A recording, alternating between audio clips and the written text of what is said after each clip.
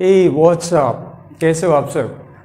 मैं बहुत ही important topic पे फिर से बात कर रहा हूँ आपसे, और ये टॉपिक है बायोमॉलिक्यूल्स का one of the significant, most significant I should say, क्योंकि ये बोर्ड के एग्जाम का one of the hottest topic है।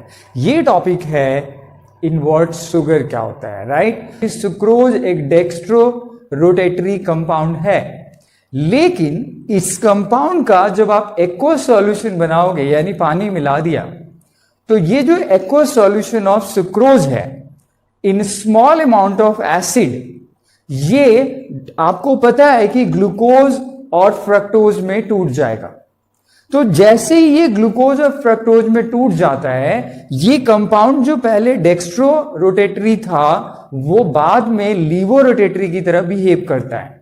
क्या मतलब है इसका कि before sucrose is converted into an aqueous solution, it behaves as a dextrorotatory, but once it converts into an aqueous solution, this start behaving as a levorotatory substance, right?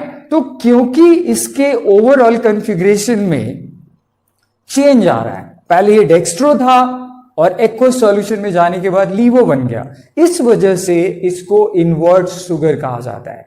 ठीक है, अब question उठता है कि भाई ये आखिर होता कैसे है। तो I have all that what you need in order to make sure you are happy with the topic. But remember, don't go into some comedy, get some serious study, because this is what you need, right?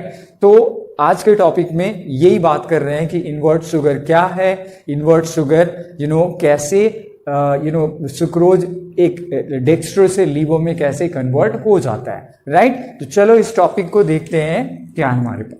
तो सबसे पहली चीज जो मेरे दिमाग में है इसको समझाने के लिए कि सुक्रोज, ध्यान से देखना, सुक्रोज आपको पता है कि फॉर्मूला है C12H22O11, राइट।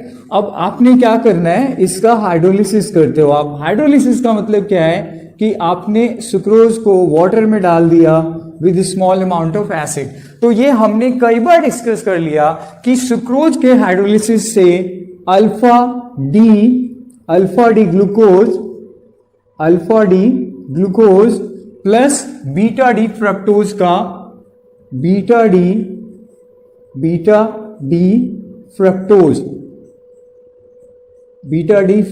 का फॉर्मेशन होता है। तो आप अगर जानते हो तो आपको पता है कि ये वाला हमारा क्या है, डेक्स्ट्रो रोटेटरी है। This is your dextro, just pay attention, dextro rotatory,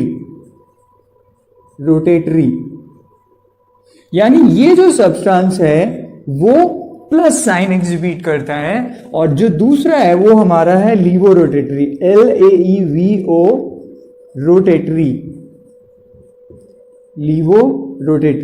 laevo rotatory से मतलब क्या है कि इसके सिंबल में माइनस, या इसके IUPAC नेम में माइनस साइन का यूज होगा।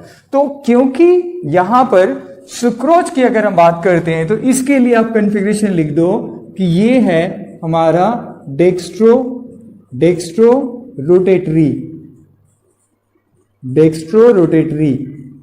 Right, okay.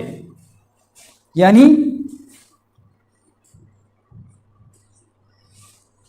नाउ सुक्रोज का जो डेक्स्ट्रोरोटेटरी यानी जो एंगल ऑफ रोटेशन है वो लगभग 66.5 डिग्री का है, राइट। जबकि ग्लूकोज के साथ अराउंड 52.5 है, जबकि फ्रक्टोज अराउंड 92 है, अराउंड 92 डिग्री का रोटेशन देता है।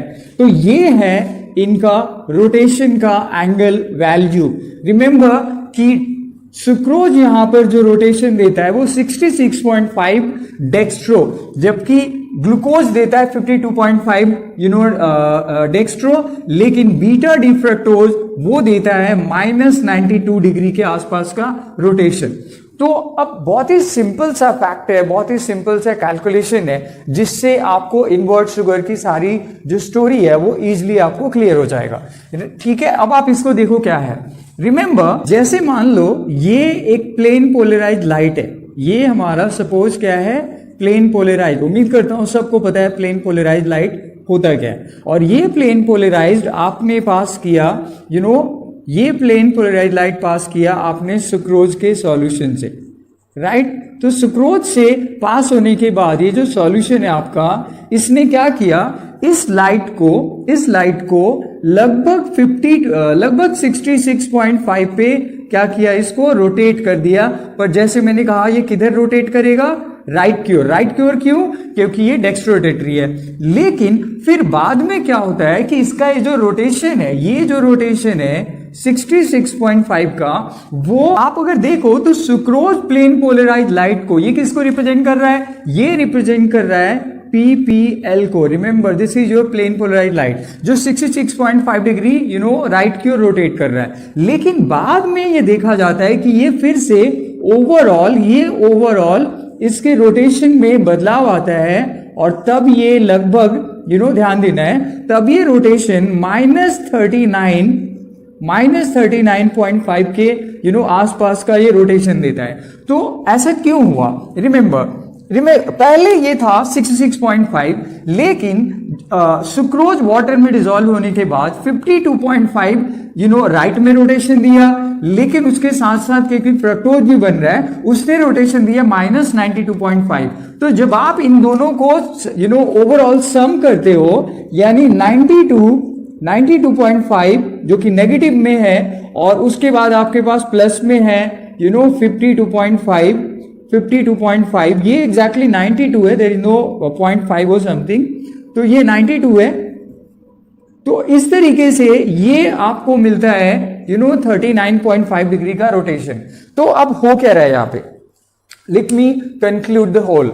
आई वाज सेइंग कि सुक्रोज को आप सॉल्यूशन बनाने से पहले एक्सपेरिमेंटली ये देखते हो कि ये प्लेन पोलराइज लाइट को 66.5 डिग्री राइट की ओर रोटेशन देता है, यानी ये क्योंकि राइट को रोटेशन दे रहा है तो इसीलिए ये डेक्स्ट्रोरोटेटरी है।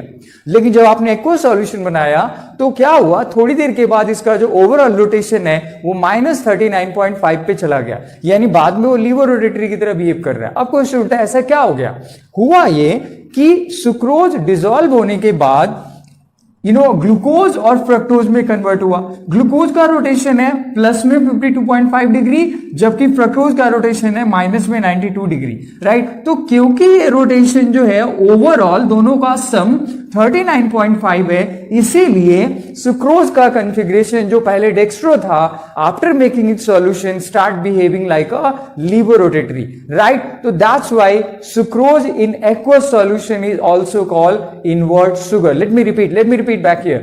Sucrose, before it's converted into a solution, is acting like a dextrorotatory, but after it is converted into aqueous solution, it produces alpha D glucose and beta D fructose. The rotation of glucose is only about 66.5, but for fructose it is 92, negative, -92. Overall rotation remain -39.5. So what is happening? The configuration of the sucrose after it is converted into a solution is changing from dextro and then it becomes levo. That's why it's called invert sugar also. I hope I made you go. Let me repeat back the definition again.